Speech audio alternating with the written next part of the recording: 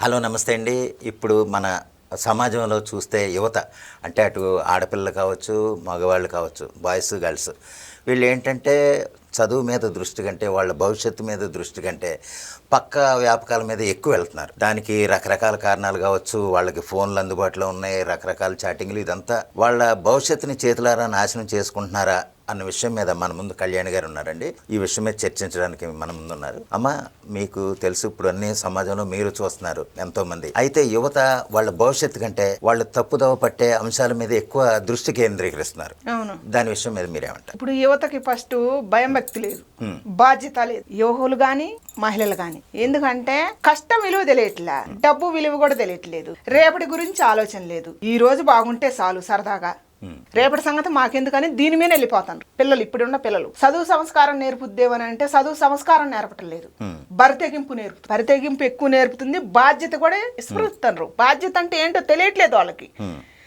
మేము ఎటు తిరిగితే అటు అదే బాధ్యత, మేమేది మాట్లాడితే అదే మాట గెలిచినట్టు అని చెప్పి ఈ రకంగా ఆలోచిస్తాను యువత.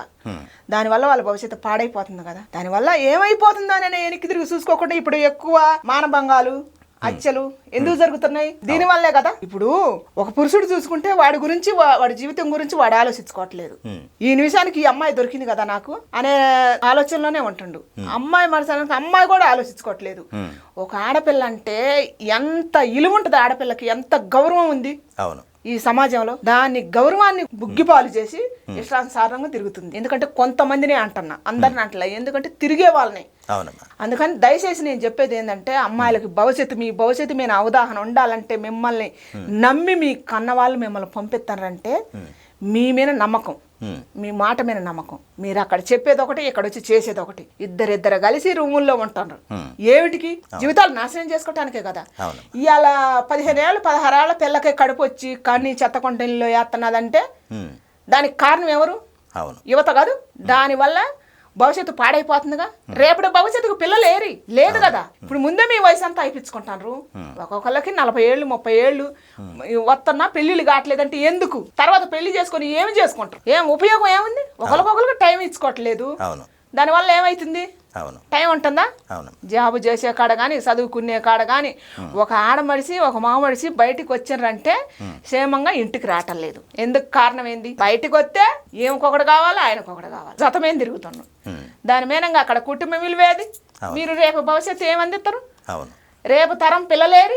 అందుకని ఈ పరంగా ఆలోచించుకోవాలని నేను కోరుకుంటున్నా, అబ్బాయిలు కానీ అమ్మాయిలు కానీ. నెక్స్ట్ అవునమ్మా, ఇప్పుడు మనకి ఇది వరకు పెళ్లిళ్ళ విషయంకి వచ్చేటప్పటికి 20 ఏళ్ళు 22 లేదా 25 లోపు ఎక్కువ అయిపోయాయి. అవును, ఒక 30 ఏళ్ళ నుంచి చూస్తే 20 ఏళ్ళ కుర్రాళ్ళు వచ్చేటప్పటికి పెళ్లి చేసేయాలని కంగారు పడేవారు, అలా చేసేవారు, జరిగిపోయాయి. అవును. అయితే ఏంటంటే ఇప్పుడున్న యువత ఎక్కువగా మేము ఏదో సెటిల్ అయిపోవాలి, మేము ఉద్యోగాలు సంపాదించేయాలి అని అనుకుంటున్నారు. అది సంతోషమే, కానీ అదే సమయంలో పక్కదోవ పట్టడం ఒక ఎత్తు. అయితే 35 సంవత్సరాలు దాటినా కానీ కొంతమంది పెళ్ళిళ్ళు అవ్వట్లే. అంటే వాళ్ళు నిజంగా భవిష్యత్తుని దృష్టిలో పెట్టుకునే చేసుకుంటున్నారా, లేకపోతే భవిష్యత్తు కోసం అంతంత కాలం వేచి ఉండాలా? మాకేం అవసరం? ఇప్పుడు యువత అనుకుంటారు మేము సంపాయాల్సిన అవసరం లేదు, మాకు దాచిపెట్టాల్సిన అవసరం లేదు, రేపటి గురించి బాధ లేదు, మాకు ఈ రోజుకి వెళ్ళిపోతే సరి, మాకు అవసరం లేదు, ఇప్పటికిప్పుడు మాకు నడితే చాలు అనే ఆలోచనలో ఉంటారు యువత. ఇద్దరు, మహిళ గాని పురుషుడు గాని, ఇద్దరు అదే ఆలోచనలోనే ఉంటారు. ఆ ఆలోచనలో ఉంటానే వాళ్ళ భవిష్యత్తు పాడైపోతుంది. దాని వల్లనే జీవితం చిందాబంధం అయిపోతుంది. ఎందుకంటే 24 గంటల ఫోన్లే. ఏమన్నా మాట్లాడితే మాకు ప్రేమ అంటారు, మాకు లవ్ అంటారు. నేనేమంటాను, ఒరే మీకు లవ్ కాదురా, కొవ్వు పట్టిందని నేను అంటున్నా. కొవ్వు బట్టి, కళ్ళ కావరం బట్టి, మద మత్సరంతో, కండ కావరంతో మీరు జీవితాలు సిదివేసుకుంటారని నేను అంటున్నా.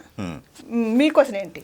ఇంకోటి ఏంటంటేనమ్మా, చాలామంది పిల్లల విషయంలో తల్లిదండ్రులు ఎంతో ప్రాముఖ్యంగా బాధ్యత వహిస్తారు. ఎలాగంటే నా కూతురికి చాలా మంచి సంబంధం ఇచ్చి చేయాలి, మంచి పెళ్లి కొడుకుని ఎంతో మంచి ఉద్యోగం ఇచ్చి ఉన్న అతన్ని చేస్తే తన భవిష్యత్తు బాగుంటుంది అన్న ఉద్దేశం అటు కొడుకు విషయంలోనూ కూతురు విషయంలోనూ తల్లిదండ్రులు ఎంతో బాధ్యతగా మాట్లాడతారు.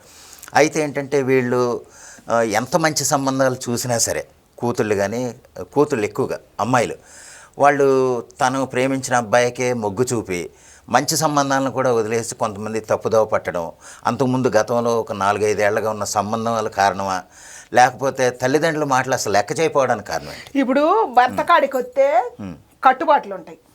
ఇప్పుడున్న అమ్మాయిలకు నేను చెబుతున్నా, కట్టుబాట్లు ఉంటాయి. ఆ కట్టుబాట్లో ఉండాలంటే ఇప్పుడు ఉన్న వాళ్ళు ఎక్కడ ఉంటారు? లేదుగా. ఇప్పుడు నిన్నటి దాకా స్వేచ్ఛకు తిరిగారు, ఈ రోజు కట్టుబాట్లో కూర్చోవాలంటే ఎక్కడ? దానివల్లనే ఇచ్చిన్నం అయిపోతుంది, దానివల్లనే ఇడిపోవటం. కారణం అదే. దేనికంటే ఇప్పుడు నీకు కట్టుబాటు, నువ్వు చెప్పినట్టు వినాలా, నీకు అన్నం వండాలా, నీ బట్టలు ఉతకాలా, నీ ఇల్లు ఉడవాలా, నువ్వు ఇప్పుడు తలుపు తీసి బయటికి పోవద్దని చెబుతావు, నేను ఇంట్లో కూర్చోవాలా? ఎందుకని? ఏది నేను నిన్నటి దాకా హ్యాపీగా తిరిగిన కదా, నాకు నచ్చినట్టు ఉన్నా కదా. నీతోటి ఉండాలని అంటే నీకు ఇవన్నీ చేయాలంటే నేను ఎందుకు చేస్తా? నాకు చదువు ఉంది, తెలివి ఉంది, నేను చేయగలుగుతా బయటికి వెళ్ళి అనే దాని మీద ఇప్పుడు అబ్బాయి అమ్మాయి ఇదే సమానత్వం అనుకుంటారు. ఇది సమానత్వం కాదు, రేపటి భవిష్యత్తు లేకుండా చేయటమే. దీనివల్ల ఏమి నడుతుందంటే ఇంకోటి కూడా నడుతుంది. పిల్లగాళ్ళు ప్రత్యేకంగా అబ్బాయిలు ఆలోచించాల్సిన అవసరం ఇది. ఇప్పుడున్న అబ్బాయిలకి లేదు, చాలా వరకు వాళ్ళ పర్సంటేజ్ పడిపోతుంది. రేపటి భవిష్యత్తుకి మీరు పిల్లలు ఇయ్యలేరు, రేపు మీరు పెళ్లి చేసుకున్నా కూడా ఉండలేరు. దానివల్ల ఆ పరంగా కూడా ఆలోచించాలని అబ్బాయిలు నేను కోరుకుంటున్నా. దయచేసి తర్వాత మీరు ఏడ్చినా రాదు, తూడ్చినా రాదు. ఎక్కువ మెంటల్ స్ట్రెస్ ఎక్కువ పెట్టుకుంటున్నారు ఆలోచనలు. చెల్లి ఎక్కువ చూడటం, అమ్మాయిల కోసం ఎక్కువ ఆలోచించటం, పక్కదాని కోసం ఎంపర్లాడటం, ఈ వీటి వల్ల ఏమవుతుందంటే వాడికి ఆలోచన ఒత్తిడి ఎక్కువ వచ్చి వాళ్ళలో ఉన్న నవనాళ్ళన్నీ అయిపోతున్నాయి. అయిపోయి ఆ పరంగా కూడా వాడి జీవితం సర్వనాశనం అయిపోతుంది, ఆ పరంగా కూడా సంసారాలు ఆగమైపోతున్నాయి. అందుకని దయచేసి నేను కోరుకుంటున్న అబ్బాయిల్ని వయసున్నన్నాలే, ఎవరైనా ఒక శాస్త్రం ఉంది, వయసున్నన్నాలే, వయసు పోతే ఎవరూ లేరు. అందుకని దయచేసి ఈ పరంగా కూడా ఆలోచించాలా. మీ మీద రేపటి భవిష్యత్తు ఆధారపడి ఉంది కాబట్టి, రేపటి తరాన్ని మీరు అందియాలి కాబట్టి దయచేసి ప్రేమ దోమ అని చెప్పి ఒళ్ళు కొవ్వెక్కిన వేషాలు వేయకుండా దయచేసి మీ వల్ల అభివృద్ధి జరగాలని కోరుకుంటున్నా, రేపటి భవిష్యత్తు కూడా రావాలని కోరుకుంటున్నా. అమ్మ, ఇంకో చిన్న క్వశ్చను ఇందులో మీకు తెలిసి ఉండొచ్చు.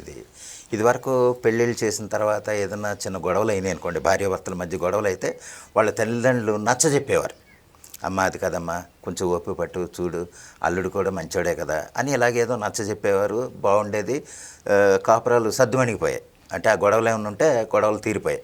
అయితే ఇప్పుడు ఏంటంటే తల్లిదండ్రులే ఈ గొడవలను ఎంకరేజ్ చేస్తున్నట్టుగా ఉంది. కొన్ని సందర్భాల్లో నేను చూస్తే ఆడుతూ ఉండేదేటమ్మా, వచ్చే నేను చూసుకుంటాను అని ప్రత్యేకంగా తల్లిదండ్రుల ప్రోత్సాహం ఎక్కువైపోయింది అని నేను కొన్ని కేసుల్లో చూశాను.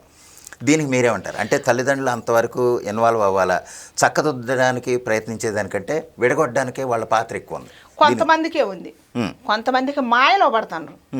బిడ్డ మాయ మాటలు నమ్మి ఎదుడు కుటుంబం విలువ పోగొడుతున్నాం, వాడి జీవితాన్ని సర్వనాశనం చేస్తున్నాం అని ఆలోచించకుండా కూతురు చెప్పిన మాటలే వింటున్నారు, చెప్పుడు మాటలు విని ఆ రకంగా సంసారం ఆగమైపోతుంది. బిడ్డ సంసారమే కదా ఆగమైపోయేది. అందుకని ఇప్పుడున్న ఆడపిల్ల తల్లిదండ్రులు కూడా ఆలోచించాల్సిన విషయం ఇది. ఎందుకంటే బిడ్డ ఏది చెబితే అది నమ్మొద్దు, ఆ పరంగా తెలుస్తుంది కదా. ఇప్పుడు ఏమేమి నిజం చెబుతుందా అబద్ధం చెబుతుందా తెలియాలి కదా. ఆ ఆలోచన కూడా లేకుండా మీరు తీసుకొని ఇంటికి తీసుకుపోయి పెట్టుకుంటే వీళ్ళ కుటుంబం కాదు నాశనం అయిపోయింది, మీ కుటుంబమే సర్వనాశనం అయిపోద్ది. తీసుకుపోయిన 3వ రోజే ఇంకొకటి వేసుకొని వెళ్ళిపోద్ది.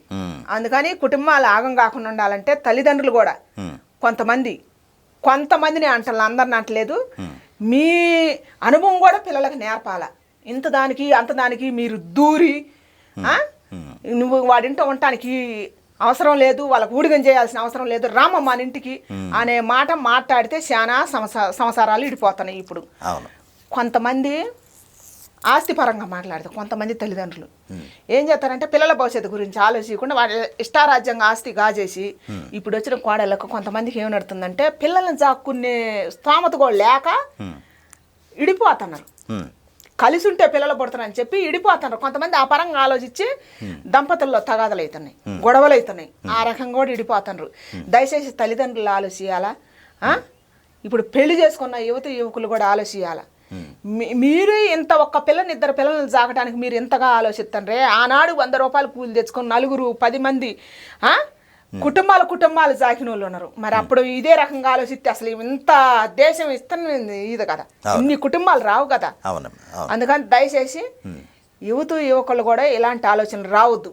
ఫస్ట్ దయచేసి కోరుకుంటున్నా, పిల్లలు పుడితే సాక్కునే స్తోమత ఉంటుంది, వాళ్ళకి లచ్చలు పెట్టాల్సిన అవసరం లేదు.